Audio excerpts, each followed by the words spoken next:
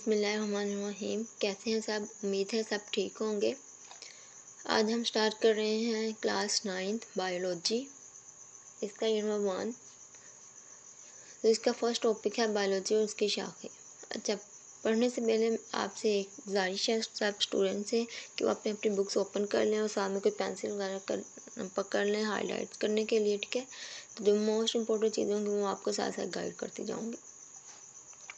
सबसे पहले बायोलॉजी क्या है? ज़िंदगी की एक साइंस है। बायोलॉजी का लफ्ज़ दो यूनानी अल्फाज से बना है, ठीक है। ये किस ज़बान का लफ्ज़ है? यूनानी ज़बान का लफ्ज़ है। ये आपसे एमसीक्यू में भी पूछ सकते हैं और ये शॉर्ट क्वेश्चन भी आ जाता है, बायोलॉजी से क्या मुराद है। तो इसका आंसर आप यहाँ से करेंगे। बायोलॉजी का लफ्ज़ दो यूनानी अल्फाज से आया है, यानी बायोस जिसके मायने ज़िंदगी हैं और लोगोस जिसके मायने मुतालिया हैं। ये जानवरों की साख, इफ़ाल और बाहमी ताल्लुकात का इल्म है। बायोलॉजी किस चीज़ का इल्म है? जानवरों की साख का, उनकी बॉडी का, ठीक है। उसमें क्या क्या फंक्शन है वो सारा कुछ इसमें आएगा। इफ़ाल कहते हैं काम को, बाहमी ताल्लुका उनके अंदर जो ताल्लुक है उन सब का, ठीक है। ये हमने यहाँ से बायोलॉजी का लफ्ज़ दो अल्फाज से लेके ताल्लुकात का इल्म है, यहाँ तक ज़रूर करना है, ठीक है। ये क्वेश्चन यहाँ से आपका बनेगा बायोलॉजी से क्या मुराद है, ठीक है। ये आता है अक्सर। इन 4 लाइनों में सिर्फ आपने यही करना है, ठीक है। आगे चलें। बायोलॉजी के अहम शोबे, मेजर फील्ड ऑफ बायोलॉजी कौन कौन सी हैं? बायोलॉजी एक वसी मैदान है, वसी कहते हैं खुला, ठीक है, जिसमें ज़मीन पर जिनके हैरत अंगेज़ तनू का मुतालिया किया जाता है। तनू कहते हैं नई आने वाली चीज़ें, ठीक है। इस पेचीदगी को बेहतर तौर पर समझने के लिए साइंसदानों ने बायोलॉजी को 3 अहम शोबों में तकसीम किया है। अब यहाँ क्वेश्चन आता है बायोलॉजी के अहम शोबों के नाम लिखें। शॉर्ट क्वेश्चन ये भी बन सकता है, इसमें सिर्फ आप जस्ट नेम लिखेंगे, और लॉन्ग क्वेश्चन ये पूछ सकते हैं बायोलॉजी के 3 शाख के नाम लिखें, उनकी डिटेल भी बताएं, ठीक है। तो आपने वो फुल लिखना है, शॉर्ट में भी वो डिटेल पूछ सकते हैं क्योंकि ये कोई इतना खास लॉन्ग नहीं है। सबसे पहले है ज़ूलॉजी। ये जानवरों का मुतालिया है। इसमें क्या किया जाता है? ज़ूलॉजी में जानवरों का मुतालिया किया जाता है। इसमें जानवरों की साख्त, इफ़ाल, बर्ताव और तनू का इल्म शामिल है। ज़ूलॉजी आपने ये याद रखना है कि इसमें किस चीज़ का मुतालिया करता है? जानवरों का मुतालिया करता है। ये आपको एमसीक्यूज़ में भी पूछ सकते हैं, ठीक है। ज़ूलॉजी में किस चीज़ का मुतालिया किया जाता है? जानवरों का किया जाता है। या वो ऐसे पूछ सकते हैं कि बायोलॉजी की किस शाख में जानवरों का मुतालिया किया जाता है, और ऑप्शन में ज़ूलॉजी लिखा होगा। आगे है बॉटनी। ये पौधों का मुतालिया है। अच्छा, इसमें आपने कंफ्यूज नहीं होना। ज़ूलॉजी जानवरों का और बॉटनी पौधों का मुतालिया आता है। इसमें पौधों की साख्त, नशोनुमा, तौलीद और माहौल के साथ उनके तामुलात का इल्म शामिल है। आगे है माइक्रोबायोलॉजी। इसमें खुद भी नहीं जानदारों मसलन बैक्टीरिया और फंजाई के मुताले को माइक्रोबायोलॉजी कहते हैं। माइक्रो से समझ आ रही है आपको, ठीक है। तो माइक्रोबायोलॉजी जो चीज़ें होती हैं, ये बैक्टीरिया वगैरह, फंजाई वगैरह जो हम आम आँख से नहीं देख सकते, ठीक है। इनको देखने के लिए हमें डिफरेंट तरह के टूल्स का इस्तेमाल करना पड़ता है, उनको माइक्रोबायोलॉजी कहते हैं। इसमें खुद भी नहीं जानदारों की साख्त, इफ़ाल, मस्कन कहते हैं रहने की जगह को, तौलीद और सेहत और माहौल पर इनके साथ का मुतालिया शामिल है। इन तीनों को आपने मिक्स नहीं करना है, इनको अच्छे से आपने इनके जो मिक्स होने वाली चीज़ें हैं, ठीक है, उनको अच्छे से देख लेना है। और ये भी इम्पोर्टेंट है, मोस्ट इम्पोर्टेंट है, ये भी अक्सर क्वेश्चन आता है, ठीक है। इसको भी आपने नहीं छोड़ना। आगे हैं बायोलॉजी की शाखें या दैली शोबे। ये डिफरेंट तरीके से इनमें से क्वेश्चन पूछे जाते हैं, ये मैं आपको साथ साथ बताती हूँ, ठीक है। जिनके पहले को बेहतर तौर पर समझने के बाद जो शाखों में तकसीम जाता है। इसमें शाखों के सिर्फ नाम भी वो पूछ सकते हैं, तो आपने नाम सबके करने हैं। आगे है मार्फोलॉजी। सबसे पहली तो इसकी शाख है वो है मार्फोलॉजी। ये जानदारों की बनावट और साख के मुतालिया का इल्म है। इसमें किस चीज़ का इल्म शामिल है? जानदारों की बनावट, किस तरह उनकी बनावट बनी है, उनकी जो साख है, उनका जो स्ट्रक्चर है फुल, उसके मुतालिक जो मुतालिया वो मार्फोलॉजी में किया जाता है। इस शाख में बैरूनी शक्ल और सूरत जैसे शक्ल, रंग, पैटर्न वगैरह के साथ साथ अंदरूनी साख्तों जैसे एज़ा का भी मुतालिया किया जाता है। मतलब सिर्फ बाहर की साख्त का नहीं, अंदर भी जो चीज़ें होती हैं वो सारा कुछ इसमें आता है मार्फोलॉजी में। आगे है एनाटॉमी। ये बायोलॉजी की वो शाख है जिसमें जानदारों ख़ास तौर पर इंसान की अंदरूनी जिस्मानी साख्त का मुताला किया जाता है। अच्छा, मार्फोलॉजी में जानदारों का किया जाता है और एनाटॉमी में इंसानों का किया जाता है।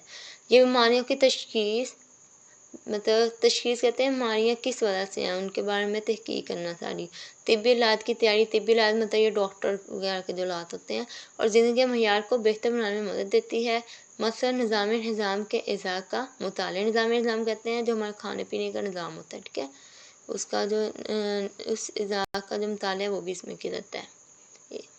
जो मिलती जुलती चीज़ें वो आपने अच्छे से देख लेनी है इनमें। आगे है फिजियोलॉजी। तो अच्छा, यहाँ पे क्वेश्चन पूछा जाता है मॉर्फोलॉजी और फिजियोलॉजी में डिफरेंस मतलब फ़र्क बताएं, ठीक है। तो ये दोनों डेफिनेशन में फ़र्क भी पूछा जाता है।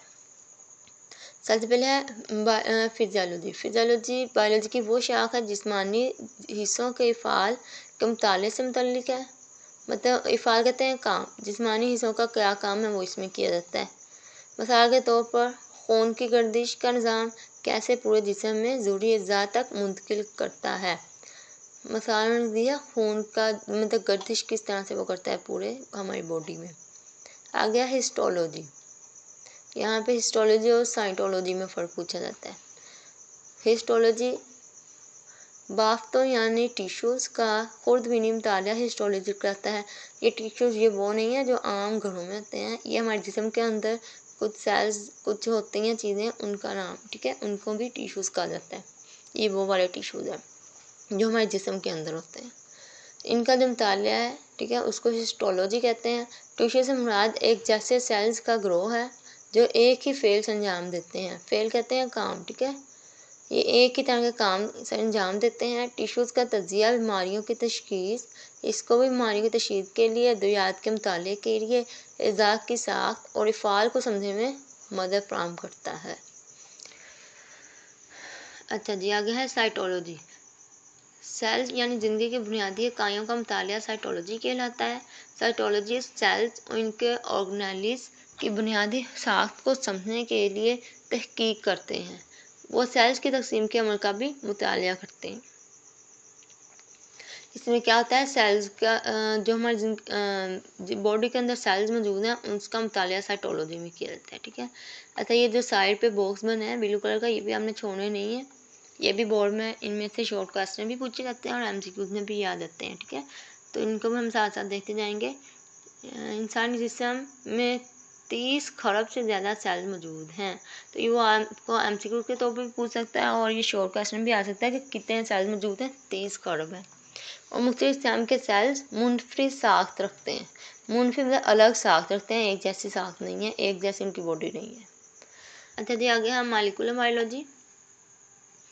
इसके अंदर मुख्तलिफ मॉलिक्यूल्स का मसाला होता है, जैसे कार्बोहाइड्रेट्स, प्रोटीन, लिपिड्स और न्यूक्लिक एसिड्स वगैरह।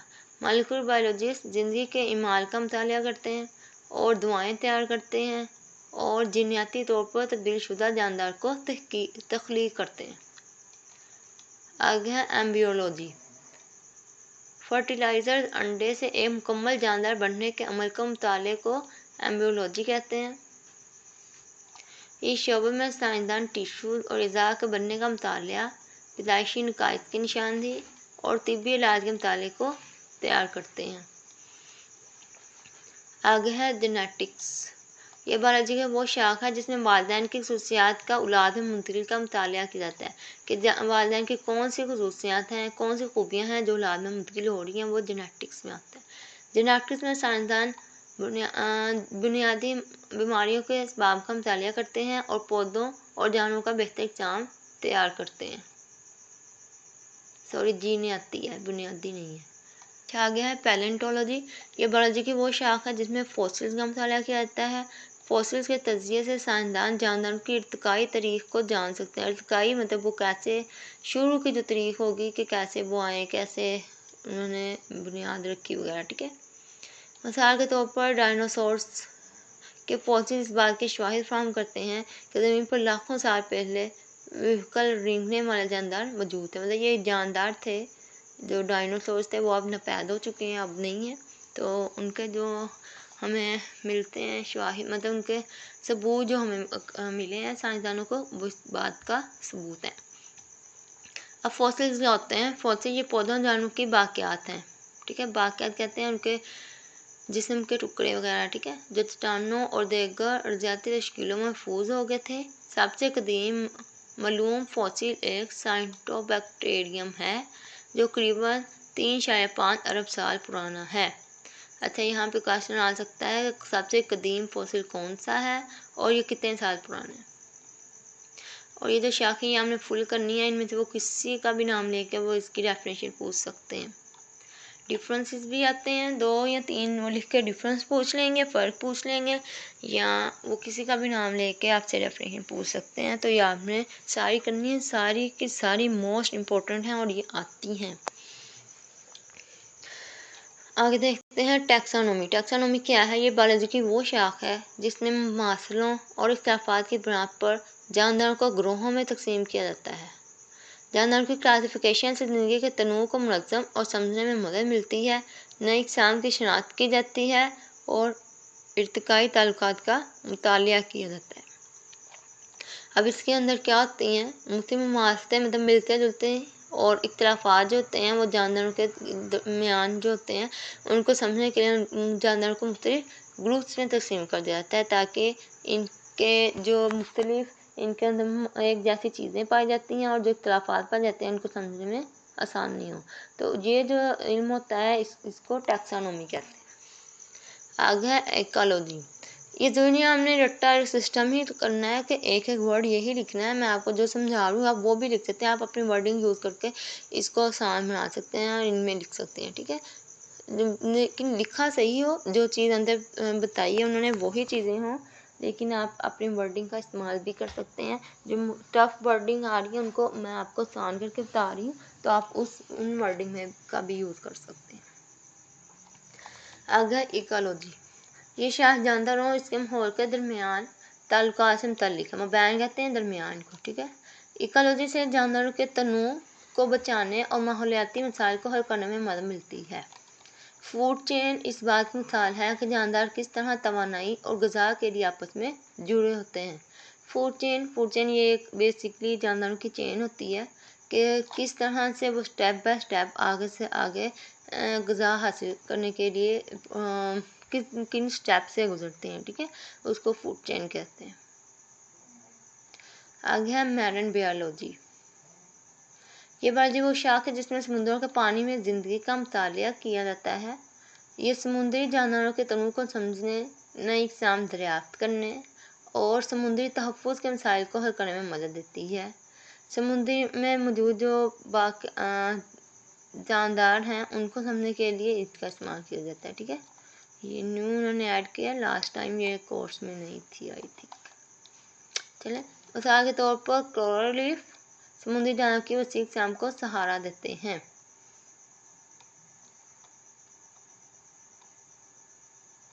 आगे हैं पैथोलॉजी। ये बीमारियों, उनके असबाब और असरात का मुतालिया है। असबाब कहते हैं उनका सबब, किस सबब की वजह से बनी हुई हैं, ठीक है, बीमारियाँ। पैथोलॉजी से बीमारी की तशख़ीस, रोकथाम और इलाज में मदद मिलती है। मिसाल के तौर पर पैथोलॉजिस्ट ये मुतालिया करते हैं कि सेल्स की बेकाबू तक़सीम और फैलाव किस तरह कैंसर का सबब बनता है। आगे है इम्यूनोलॉजी। ये वो शाख है जिसमें मुदाफ़ती निज़ाम के हिस्सों और बीमारियों के ख़िलाफ़ उनके किरदार का मुतालिया किया जाता है। ये मैंने पहले भी बताया, जो हमारा खाने पीने का निज़ाम है उसको मुदाफ़ती निज़ाम कहते हैं, ठीक है। उसके जो हिस्से होते हैं बीमारियों के ख़िलाफ़ जो किरदार है इसका उसको मुतालिया किया जाता है इसमें। इम्यूनोलॉजिस्ट वैक्सीन तैयार करने, ख़ुद को मुदाफ़ती बीमारियों का इलाज करने और इन्फेक्शन के ख़िलाफ़ मुदाफ़ती रद्द-ए-अमल को बेहतर बनाने के लिए तहक़ीक़ करते हैं। इसके अंदर क्या क्या काम किए जाते हैं वो ये बताए गए हैं, ठीक है। ये सारे इसके काम है, मुदाफ़ती बीमारियों का इलाज करना, इन्फेक्शन के ख़िलाफ़ मुदाफ़ती रद्द-ए-अमल को बेहतर बनाना। आगे है फार्माकोलॉजी। ये वो शाख है जिसमें अद्वियात और जिस्म पर इनके असरात का मुतालिया किया जाता है। इसमें दवाइयों का मुतालिया किया जाता है और जिस्म के जो असरात होते हैं, जिस्म पर किस तरह के असरात मरतब हो रहे हैं, वो सारा मुतालिया इसमें होता है। ये नई अद्वियात की तैयारी में मदद फराहम करती है। मिसाल के तौर पर नए एंटीबायोटिक्स तैयार किए जाते हैं। नई जो दवाइयाँ आती हैं वो एंटीबायोटिक्स कहते हैं अद्वियात को, ठीक है। नई जो दवाइयाँ हैं वो क्या की जाती है को मारने और बैक्टीरिया इन्फेक्शन के इलाज के लिए इस्तेमाल होते हैं। ये फार्माकोलॉजी बेसिकली हमने यहाँ पे ताक करना है, सिर्फ इस्तेमाल होती है तक, ठीक है। ये नीचे वाली 2 लाइन्स करने की ज़रूरत नहीं है। एक दफ़ा मैं दोबारा रिपीट कर देती हूँ। यहाँ पे हमारा लेक्चर बस कंप्लीट हो रहा है।